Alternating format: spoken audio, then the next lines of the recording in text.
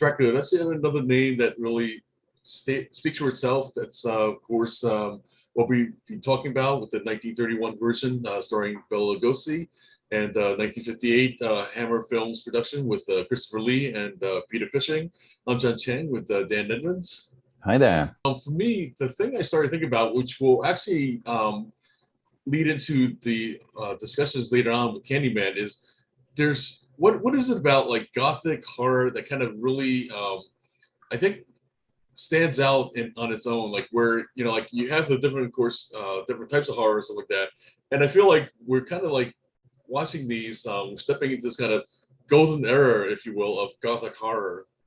Yeah, I mean, I think it's a lot of the stories you got to remember are based in very different times, and they sort of address sort of very big issues, but in quite odd ways. Like, for instance, Frankenstein is kind of about scientific progress, really, but it's the first sort of book that really tackles the idea of life after death and whether we can actually do it.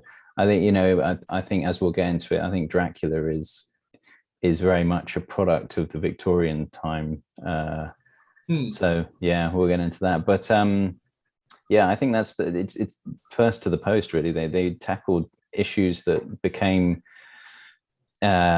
trends really for the next sort of couple of 100 years. So you can't do better than being first, really, when you're coming up with a story based around these things. Yeah, and I think there's also this kind of romantic notion that we don't see too much in horror. Like now, especially nowadays, the modern horror, I feel like, is very much a lot of kind of graphic violence and effects in that kind of respect. But there's this kind of notion of like kind of very much, like you said, the Victorian idea of romance and exotic kind of locales, and like these figures are kind of like more than simply monsters. They're kind of like there's something kind of romantic about kind of Dracula and stuff like that like we didn't really see Nosferatu, and that like then between Bela Lugosi and Christopher Lee, they really kind of ran with that stuff. Yeah. Well, I think there's good reason for that. I mean, I would say there are some. I mean, I don't know if you could really class them as horror movies per se, but something like Ex Machina is something that takes a fairly current concept and makes a kind of a love story stroke sort of bloody revenge sort of version of it. So I think there's definitely scope to still do these things, but yeah, it's few and far between, we'll say. So I mean, for me, Dracula, classic sort of story of from Bram Stoker, and I think really you got to look back at the time in which it was written to really get a grasp on what Dracula is really about, in my opinion.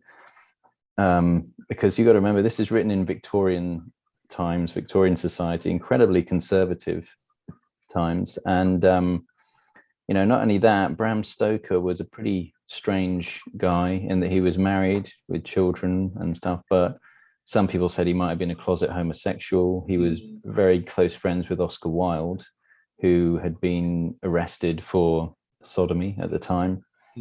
So, I mean, if you see your friends who are, being imprisoned for what they would be determined as deviant sexuality, it kind of makes you sort of have this idea of someone who's sort of slightly different from everyone else, but still desires and lusts after people, into a potential sort of monster in a story.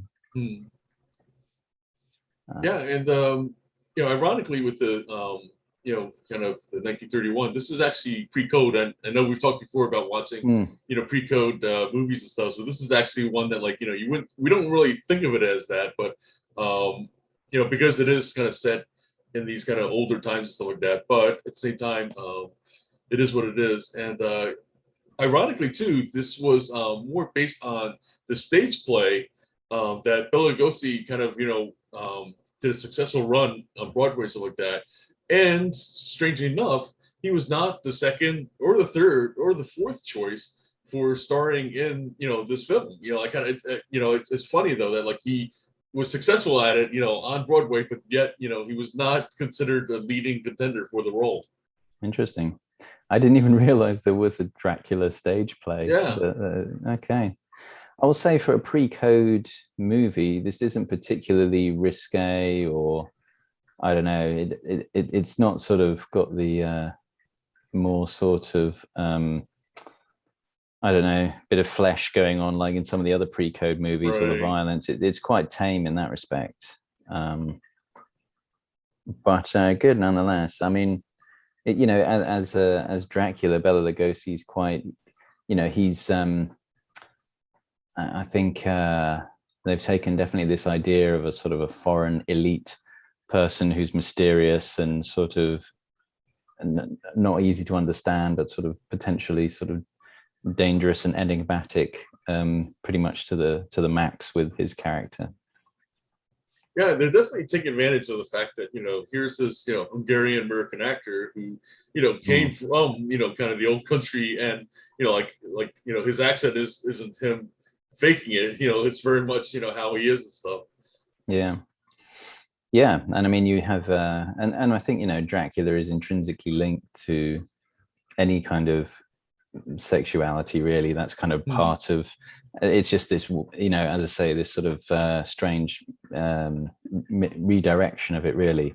But I mean, there's lots of things that, it's clearly about sex, because he's there, biting and sucking on people's necks and exchanging bodily fluids with them. It's pretty sexual there. And of course, there's the fact that he kind of is interested in, both men and women, and is quite happy to go with either one. So it's definitely, you can imagine in Victorian times, this was probably fairly shocking and controversial, I'm guessing, and the original story. Of course, they don't play with that whole kind of homoerotic sort of part of Dracula in the 1931. He's just sort of there, sort of biting women in it. But it's kind of this idea of like this, exotic foreign man breaking into people's rooms in the middle of the night and, doing things to them is obviously something that's kind of a danger element, but also a kind of a fantasy element at the same time. Because you also have that scene with the two, I think it's Mina and Lucy, kind of talking about, there's a lot of fascinating foreign gentlemen here, and all this kind of thing.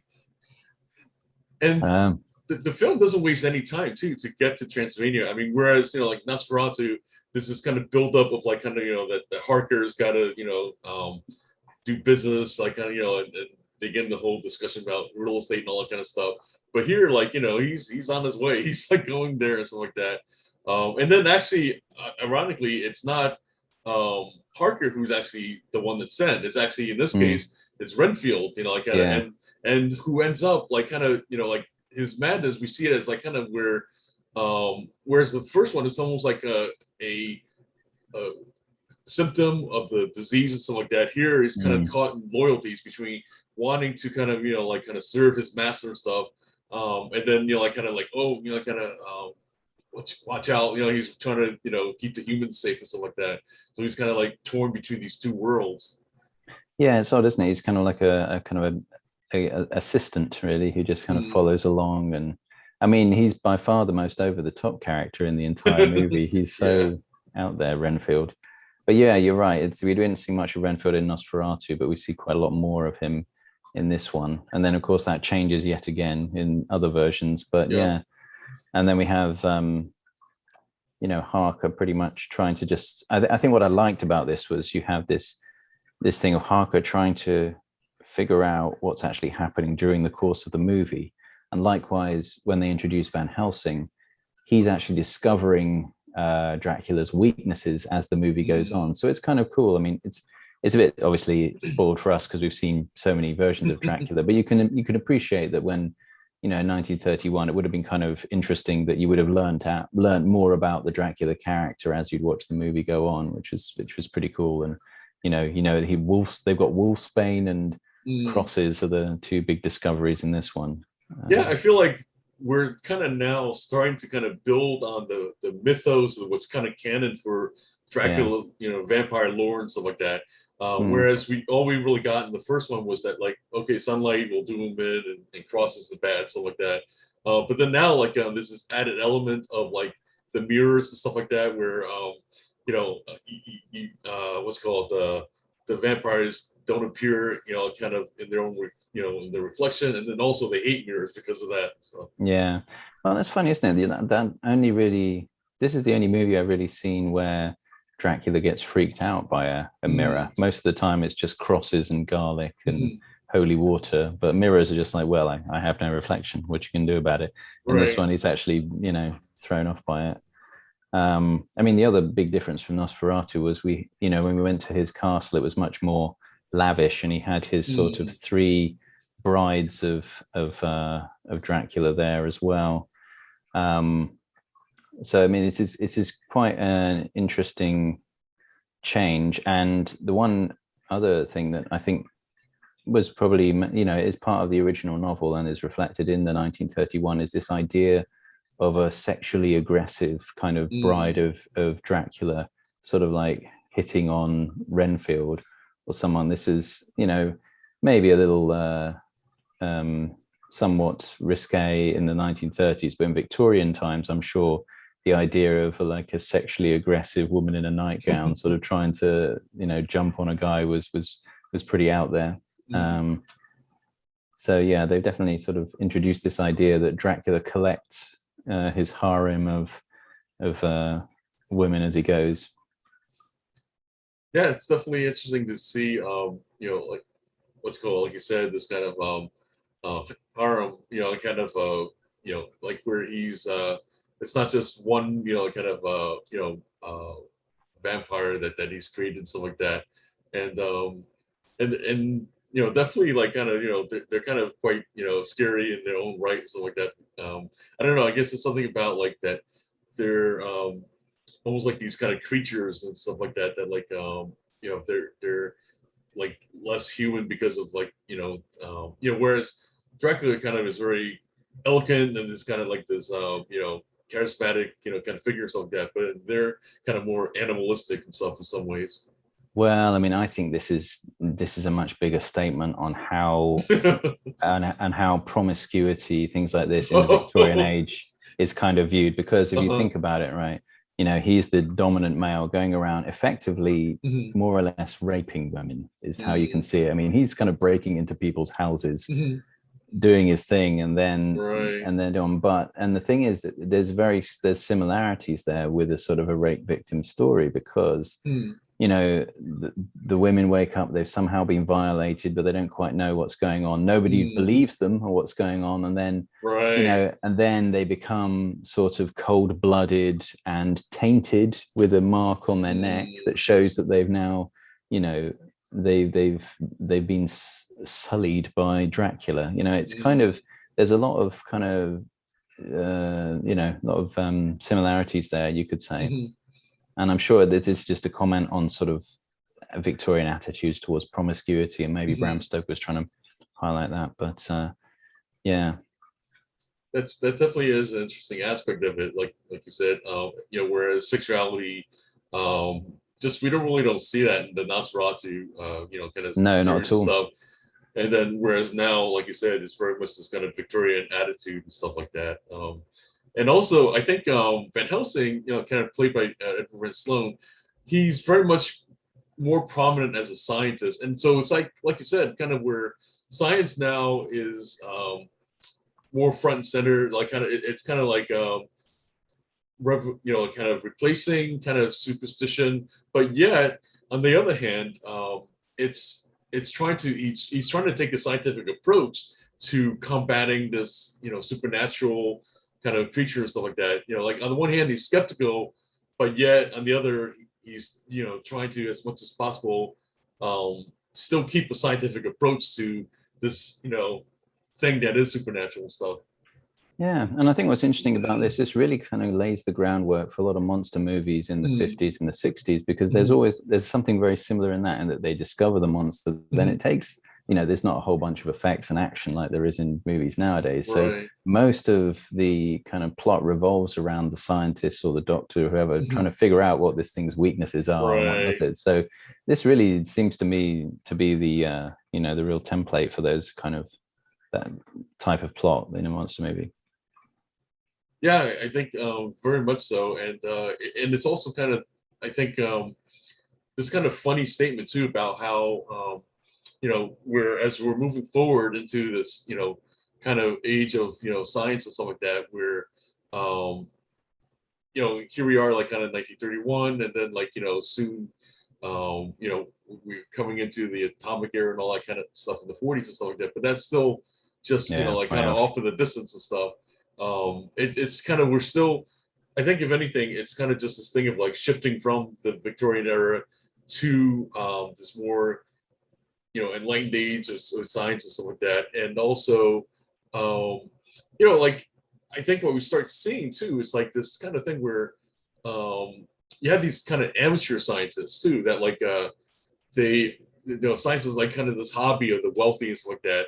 And and they're kind of like almost like respected and kind of allowed to kind of dabble in like here Van Helsing, his thing is vampires and stuff, like kind of that somehow he just kind of went down this path, right, that like vampire lore was his fascination and stuff like that, and it's kind of like of course it came in handy right now in this case and stuff, because sure enough there's vampires and everything. Absolutely. Yeah, I mean, yeah, you have to ask the question, why 1931? I suppose, Depression era US, maybe this whole sort of us versus them elitism. Maybe we thought that, an elite sort of bad guy was something that would appeal in a movie. But yeah, I mean, it's I think as well that the other interesting aspect of Dracula is the immortality side of it as well, which we kind of touched on a little bit last week.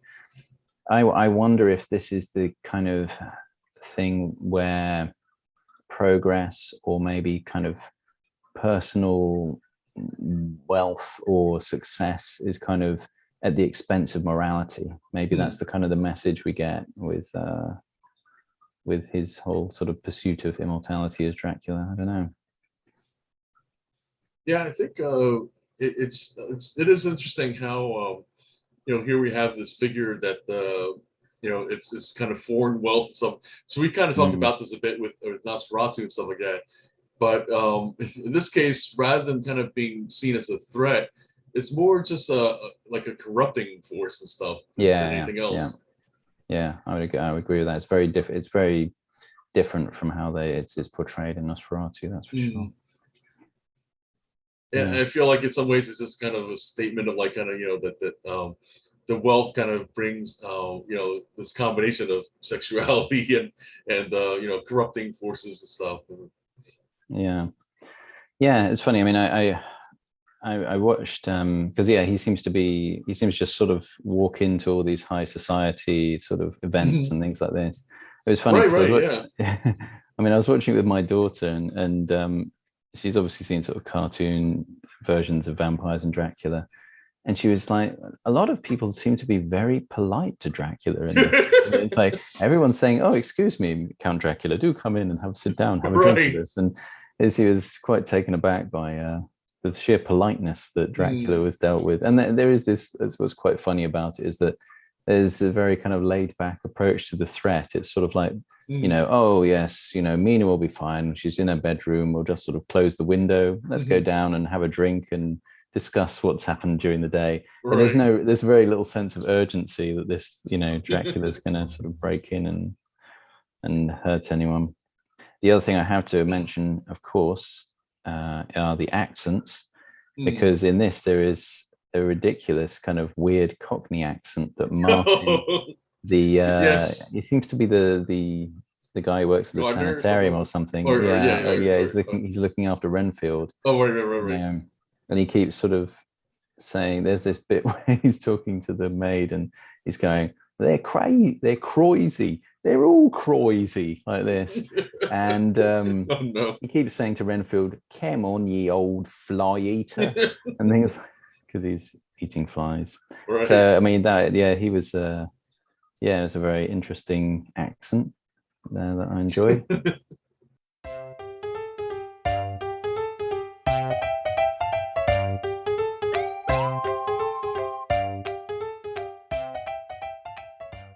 And I think is that a new element? I can't remember if that one was before, where that Renfield has a fascination with eating flies and stuff. It was something that I guess seems like is brought out in this one.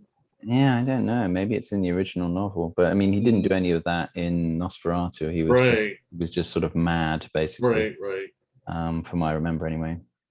Be it all of 1 week ago, but yeah.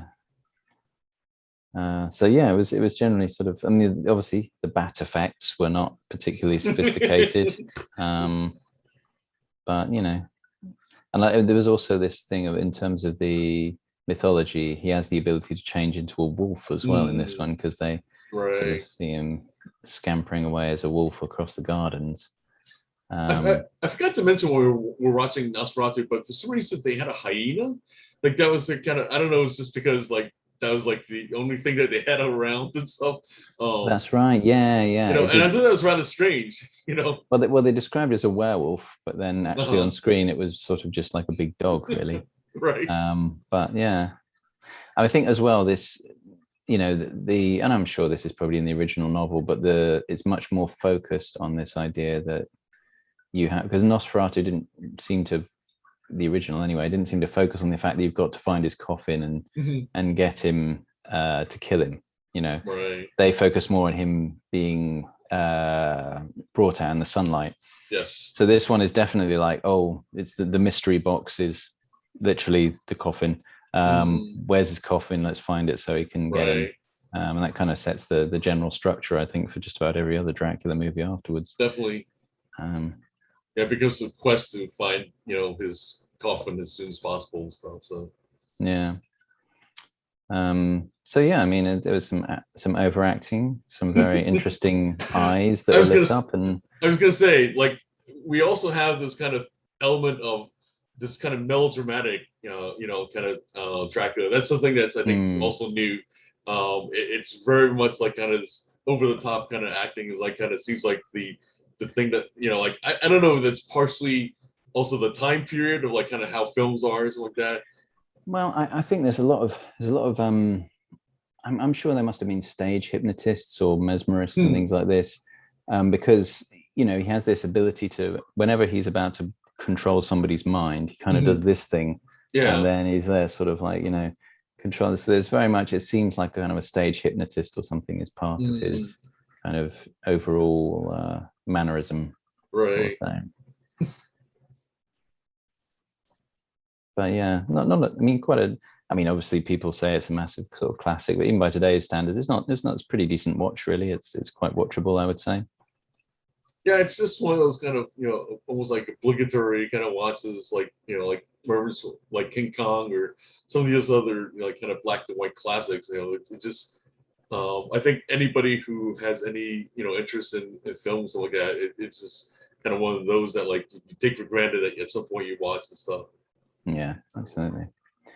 So I guess then, shall we move on to the in full Technicolor, the 1958 version? Yeah, definitely. So here, yeah, we have Christopher Lee and almost like a breakout role. And Hammer Films, as we kind of mentioned, they kind of really found their niche in gothic horror between the 50s, 70s. And I didn't realize it, but they actually, you know, even made like a more recent Let Me In, the one we watched with Chloe Grace Moretz. So they actually, you know, produced that as well. So, you know, so there's something about like kind of they found their kind of thing to do, even though like they kind of experiment over the years, you know, everything from like kung fu fighting vampires to you know, Sherlock Holmes and stuff like that. But now I think we really get into like kind of, you know, the sexuality. That's almost like another trademark of their films and stuff. Yeah, absolutely. Yeah, there's always sort of definitely a sort of a risque element to all of them.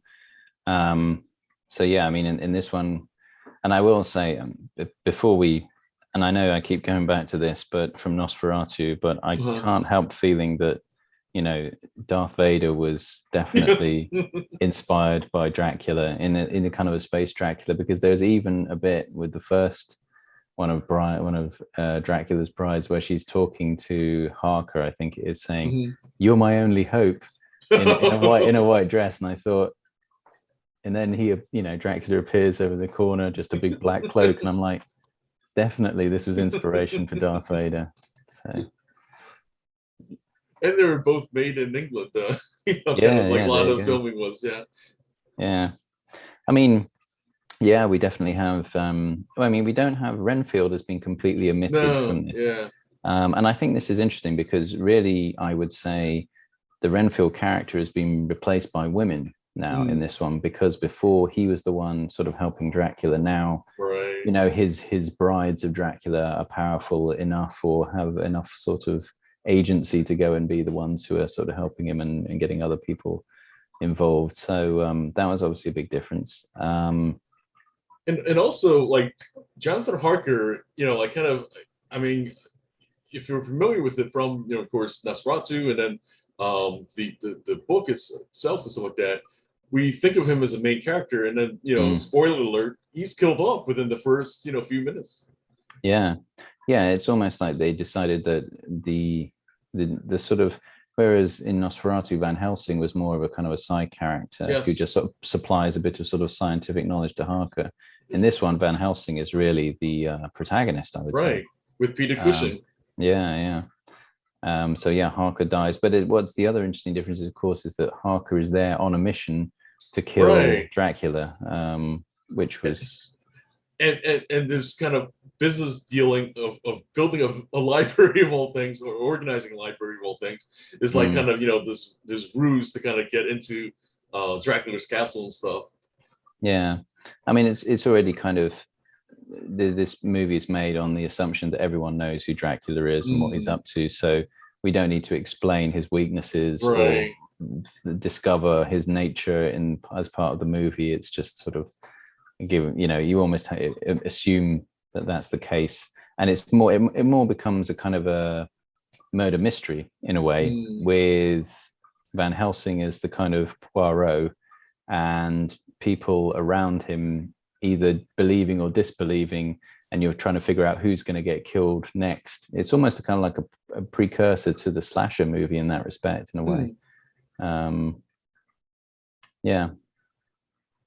It's only the I guess the friends, or like kind of the fiance, and then the relatives of what's called like Harker's out of the picture, but then meanwhile his kind of innocent fiance is like kind of the first victim, and apparently that's kind of revenge on the fact that, like, Harker had killed what's called the Dracula's kind of bride and stuff like that. And so it's just kind of this chain of like kind of revenge back and forth, I guess, between them and stuff. And it's obviously a bit more gruesome than the original 1931. We Definitely. actually see them staking, albeit fairly simply, but the stakes going through hearts with lots of sort of blood everywhere. In this Hammer horror movie, which is sort of what they were famous for, was a bit of sort of blood and cleavage. A bit of cleavage in the nightgowns and stuff like this. So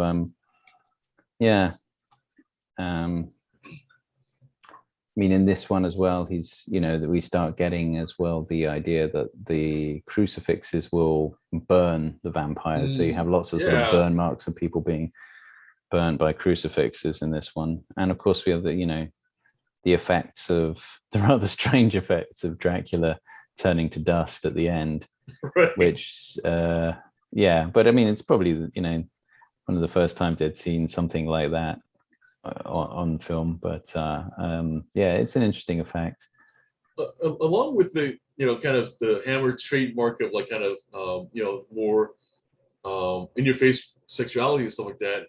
It's also like kind of it's also besides the cleavage, it's also done by acting, because like Mina Holmwood, played by Melissa Stribling, the direction she was given was when she kind of shows up after like kind of she had been visited by Dracula, stuff like that, is imagine you've had the best sex of your life, because we Really? see her glowing, right, like kind of that morning shot and stuff, when Arthur and Van Helsing returned home, and like kind of to find her and stuff like that.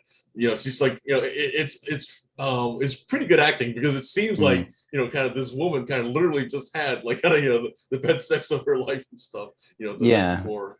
Oh, she's definitely got bedroom eyes, hasn't she? When it's when the night after, and her whole mannerism is much more kind of sort of sultry. Yes. And it's even with Lucy as well as the first victim. She's kind of, you can see her sort of excited by the idea that Dracula's coming, so she hides a sort of Right. crucifix and kind of opens the windows and is all like ready in bed and things like this. Like she's So anticipating, kind yeah, of, yeah. yeah. So yeah, it's funny. It's very subtle, but it is, yeah, much more suggestive through the performances, definitely. And as we talked about, beforehand, like offline, it seems like Hammer really found the formula with Peter Cushing and Christopher Lee. The previous film was actually Curse of Frankenstein, which we'll probably discuss at some point as well. So they kind of found this kind of formula with these two actors that they really had this nice dynamic. And I think what's funny is also that like Lee really doesn't, like he's only on the like kind of screen for about 7 minutes, in the whole film. So he's not really that visible for the film, but yet he has such a presence, like in those few minutes and stuff like that. That like like yeah, we definitely like know that this is like kind of his starring kind of role and stuff like that. And then like kind of it's again something that like they would figure out, like Hammer down the road.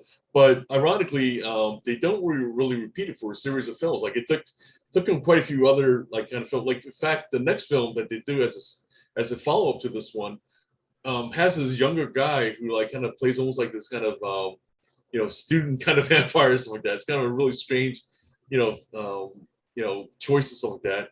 And yeah, so really like they don't really kind of bring the Cushing and Lee back until many films later or something like that, ironically.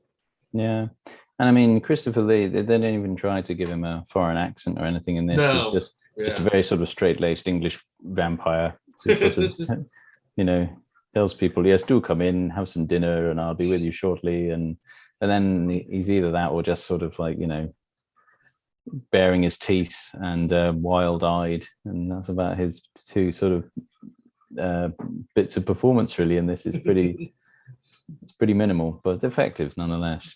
And minimal is, I think, a lot of it too. Like Hammer, like kind of they filmed everything at like kind of the Bray studio, which is really just this kind of English countryside house and stuff. And they really reuse this for the other films that they do. And so it's kind of funny how between the different films, if you look carefully enough, you can see like it's the same stairways that they use for that the introduction scene and stuff like that.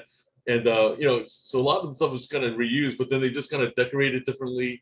But yet it works. Like it's almost like it's really amusing, kind of when you watch more of these films, that to realize like kind of the kind of movie magic that's done to kind of really on a very minimal budget.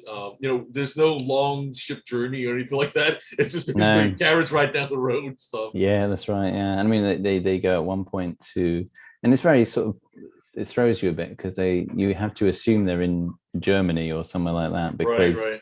they're going, oh, we're going to track down where this coffin is being delivered. And they said, well, how long was it going to take us to get there and back? We said, oh, we'll be back by morning. And you think, oh, right, you're in Germany, you're not in England, right? Because you're certainly not going to get to Transylvania and No. back in one night in England. So yeah, that's you obviously, and they never really even state that explicitly anywhere else in the movie. It's just halfway through they mention a German name of a town. That's it.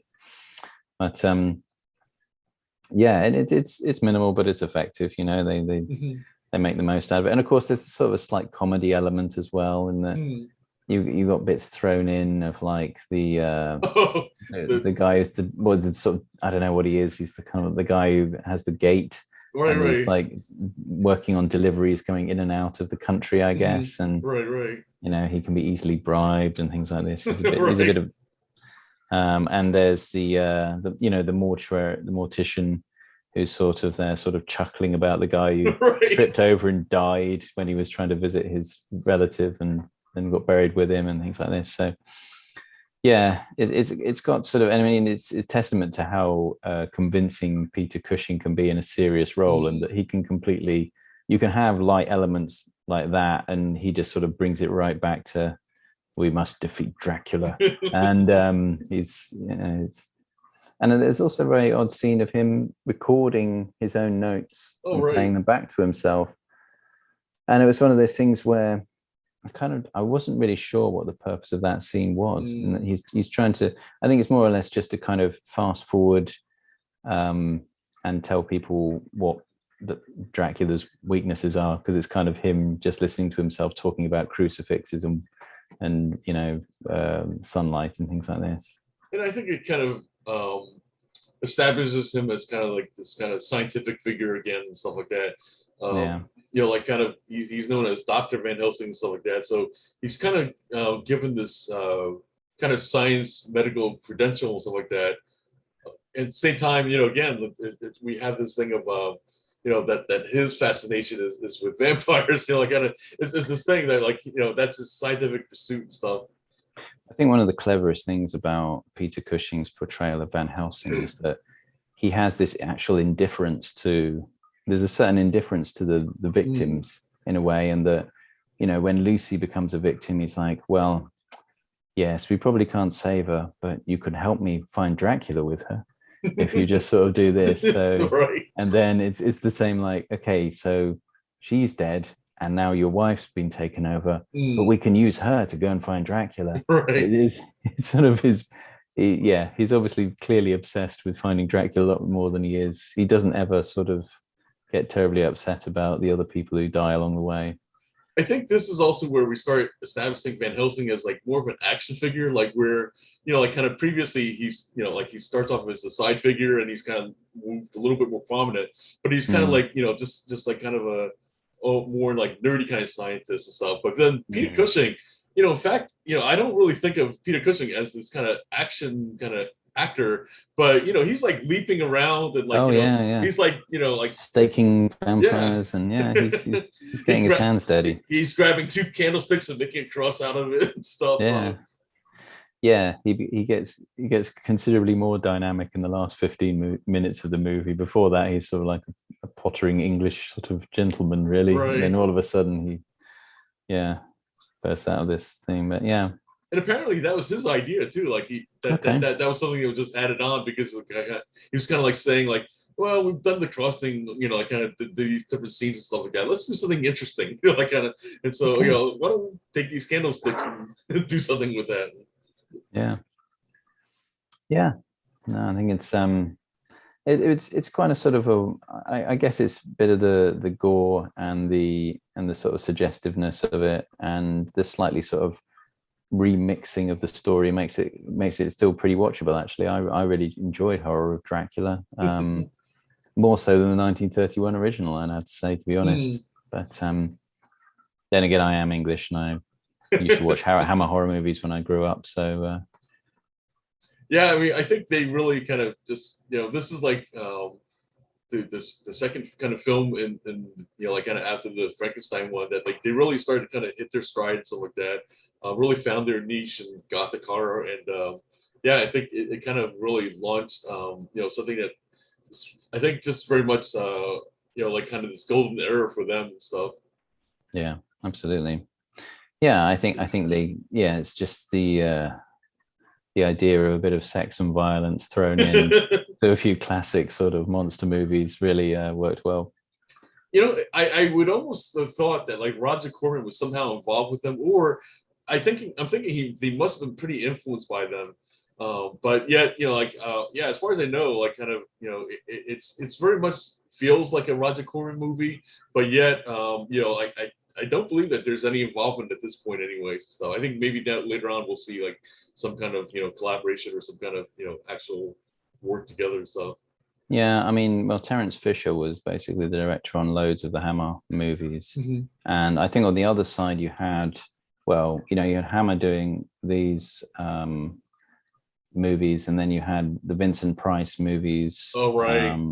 They were the opposite. I can't remember. I don't know if that was Roger Corman who was involved in those. I might have to Google that one. But they were definitely like late 50s, early 60s kind of, both sort of the horror movie standards of the time, I think. Yeah.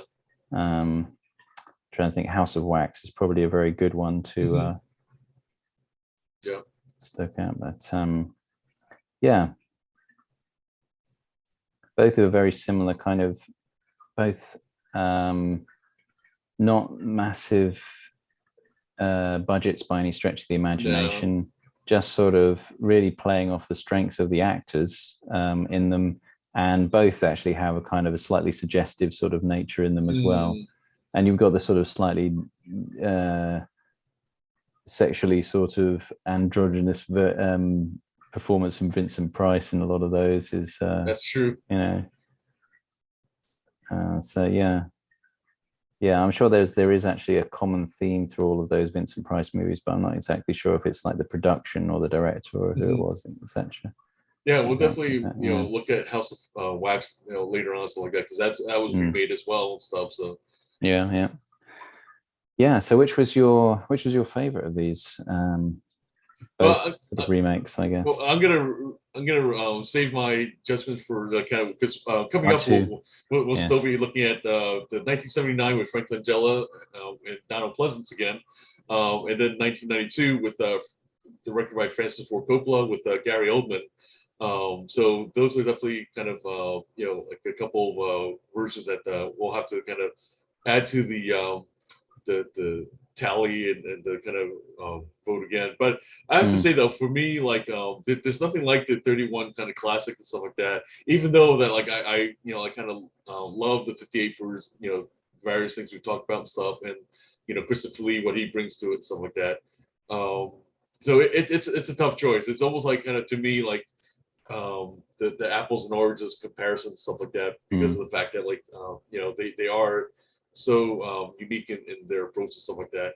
But yeah, let's kind of talk about the other versions, and we'll kind of go from there. So I'm once again John Chang with Dan Edmonds, and we'll look forward to continuing our Dracula watches.